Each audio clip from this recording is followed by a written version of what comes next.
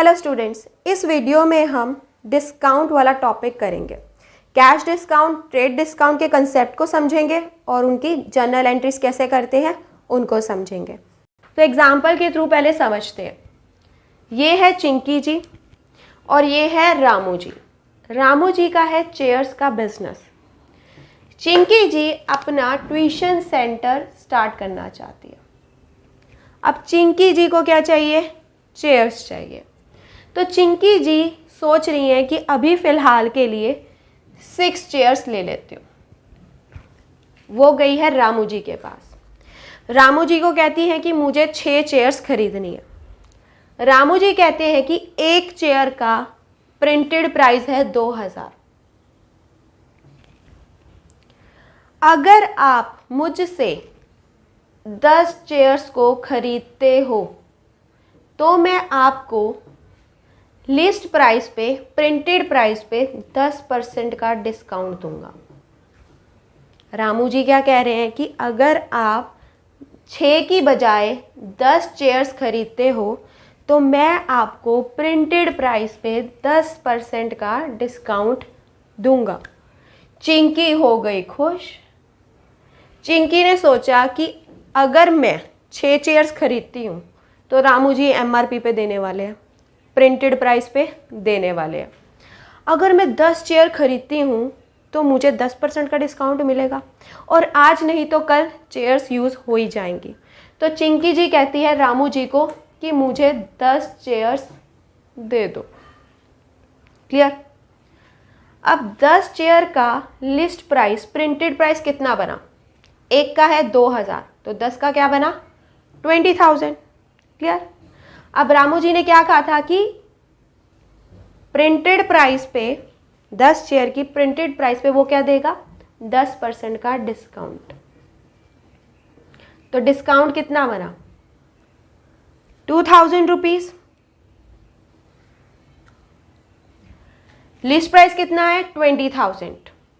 Discount 2000। Chinki को कितना पे करना है? 20,000 माइनस 2000 कितना आया? 18,000। चिंकी को कितना पे करना है? 18,000। क्लियर? अब समझो, अब ये 2000 का, ये जो 10% का लिस्ट प्राइस पे डिस्काउंट दिया है रामू जी ने क्यों दिया? क्योंकि उसे लार्ज क्वांटिटी में अपनी चेयर्स को बेचना है। और ये डिस्काउंट किस पे दिया गया है? लिस्ट प्राइस और प्रिंटेड प्राइस पे एक फिक्स्ड परसेंटेज का दिया गया। क्लियर? तो ये कौन सा डिस्काउंट हुआ? ये कौन सा डिस्काउंट हुआ? ये हुआ ट्रेड डिस्काउंट। क्लियर? जब जो सेलर होता है ज़्यादा क्वांटिटी में सेल करने के लिए, लार्ज क्वांटिटी में अपने गुड्स को बेचने के लिए लिस्ट प्राइस पे फिक्स परसेंटेज का डिस्काउंट देता है, उस डिस्काउंट को क्या कहते हैं? Trade discount. क्लियर? ये जो ट्रेड डिस्काउंट होता है इसे हम अपने बुक्स ऑफ अकाउंट में रिकॉर्ड नहीं करते हैं। बिल में होगा record, but books of account में रिकॉर्ड नहीं होगा। बाद में समझेंगे इसके बारे में जर्नल एंट्री, अभी सिर्फ कंसेप्ट समझो। क्लियर? अब चिंकी जी रामू जी से जान पहचान निकालने लगती है। सोचती है कि पैसा मैं दे दूंगी बाद में। तो चिंकी जी कहती है कि मेरा ये रिश्तेदार आपका जानकार है, ये वो। तो वो कोशिश करती है कि वो उसे रामू जी उधार पे ही बेच दे अभी फ़िलहाल, और उसे पेमेंट करने पड़े बाद में। तो रामू जी भी चालू है। रामू जी कहते हैं कि चिंकी जी, अगर आप मुझे अभी पैसा दे देती हो तो मैं आपका 18,000 का जो बिल है उस पे भी 2% का डिस्काउंट दूंगा। क्या बोला है?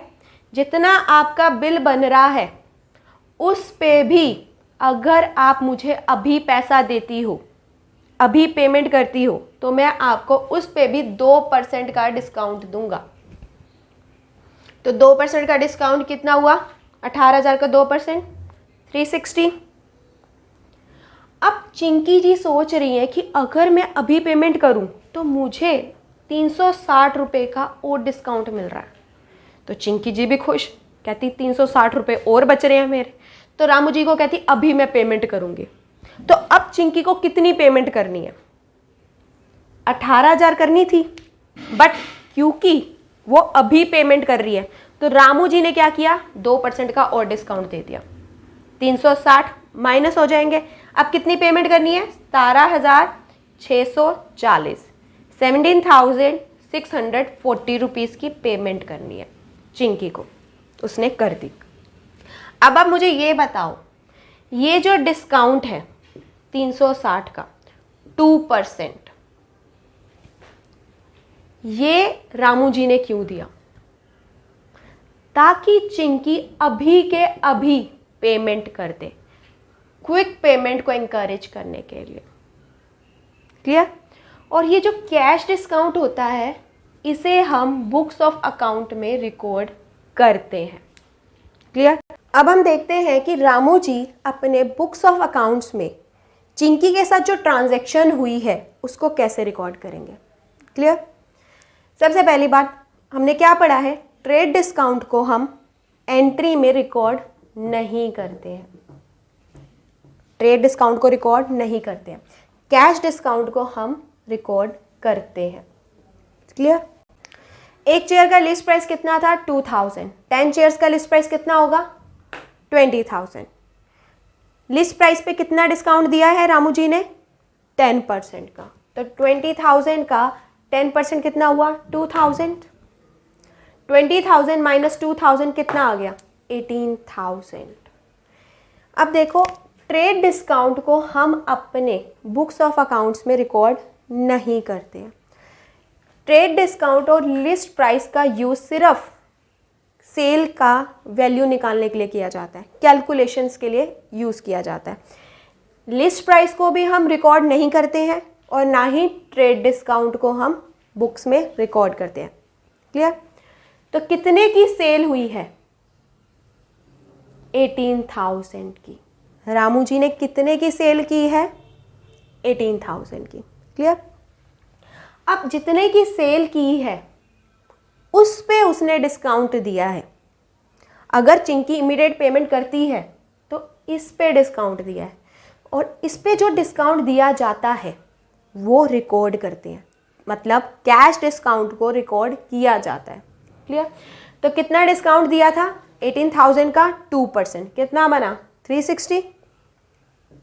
18,000 माइनस 360, 17,640। अब रामू के पास कितना पैसा आया? चिंकी ने कितने की पेमेंट की है? 17,640 की पेमेंट की है। कैश आया तो क्या करते हैं कैश अकाउंट को हमेशा? अगर कैश आ रहा है, कैश अकाउंट क्या है? रियल अकाउंट है। डेबिट व्हाट कम्स इन, तो कैश अकाउंट क्या होगा? डेबिट होगा। कितने अमाउंट से? 17,640 के अमाउंट से। क्लियर? डिस्काउंट कितना दिया है रामू ने चिंकी को? कैश डिस्काउंट रिकॉर्ड करते हैं उसकी बात कर रहे हैं, 360 का। डिस्काउंट अलाउड हुआ है। डिस्काउंट क्या है? एक तरीके का आप कह सकते हो एक्सपेंस है, खर्चा है या लॉस कह लो। तो क्या होगा? डेबिट। डेबिट ऑल एक्सपेंसेस और लॉसेस। तो डिस्काउंट अलाउड रामू के लिए क्या है? लॉस है। तो कहाँ रिकॉर्ड करेंगे? डेबिट साइड पे। कितना रिकॉर्ड होगा? 360। क्लियर? सेल कितने की हुई है? 18,000 की। क्लियर? तो सेल्स अकाउंट क्या होता है? क्रेडिट, क्योंकि सेल्स क्या है? इनकम है। तो 18,000 क्या हो जाएगा? क्रेडिट। क्लियर? दोबारा से ध्यान से देखो, हम लिस्ट प्राइस को और ट्रेड डिस्काउंट को सिर्फ यूज करते हैं कैलकुलेशन करने के लिए, सेल्स की अमाउंट को निकालने के लिए। इन दोनों अमाउंट्स को जर्नल एंट्री में रिकॉर्ड नहीं किया जाता है। क्लियर? आई होप आपको ये वीडियो पसंद आई होगी। अगर वीडियो पसंद आई है तो please like, subscribe and share जरूर करिए। Thank you.